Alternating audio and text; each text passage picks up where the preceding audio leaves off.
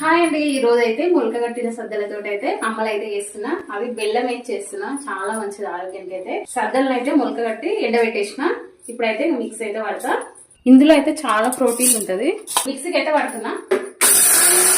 అయితే stove on చేసి ఒక గిన్నె పొయ్యి మీద పెట్టేసిన. ఇప్పుడు అమ్మలకి అయితే వాటర్ అయితే పోస్తున్నా. మొలకలు వచ్చిన సద్దలను అయితే మిక్స్ అయితే పట్టేసిన. ఇప్పుడైతే వాటర్ అయితే పోస్తున్నా. కొంచెం బరపడేలాగా పట్టినా, మెత్తగా అయితే పట్టలేదు.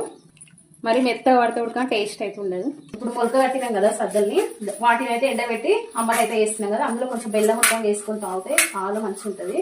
ఒక 5 ఇలాచీలు అయితే దంచుతున్నా, ఫ్లేవర్ కోసం బాగుంటాయి టేస్ట్ అమ్మట్లు వేస్తే. వాటర్ అయితే మరిగినాయి. ఇలాచి పొడి అయితే దంచిన కదా, వాటర్లో అయితే వేస్తున్నా.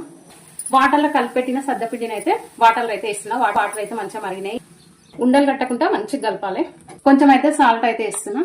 అమ్మలు అయితే మంచిగా ఉడికింది. ఇప్పుడైతే బెల్లం అయితే వేస్తున్నా. పొద్దుగాల అయితే కాఫీ టీ లాంటిదానికంటే ఇట్లా జొన్న పిండితోటి కానీ, ఇట్లా సద్ద పిండితోటి కానీ, రాగి పిండితోటి కానీ ఇట్లా చేసుకుని తాగితే ఆరోగ్యానికి చాలా మంచిది. ఒంటి కూడా సల్వా. ఇలా కొంచెం ఉప్పు వేసుకొని కాసుకొని తాగిన టేస్ట్ అనేది బాగుంటది. బెల్లం యాడ్ చేస్తే బాగుంటది టేస్ట్ అని బెల్లం అయితే వేసిన.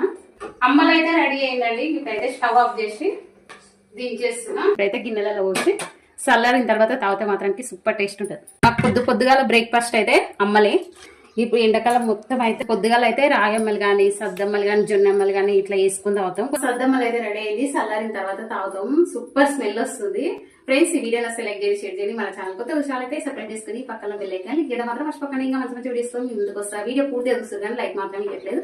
వీడియో పూర్తి చూసి ఒక లైక్ చేయడం మాత్రం మర్చిపోకండి. బాయ్ అండి.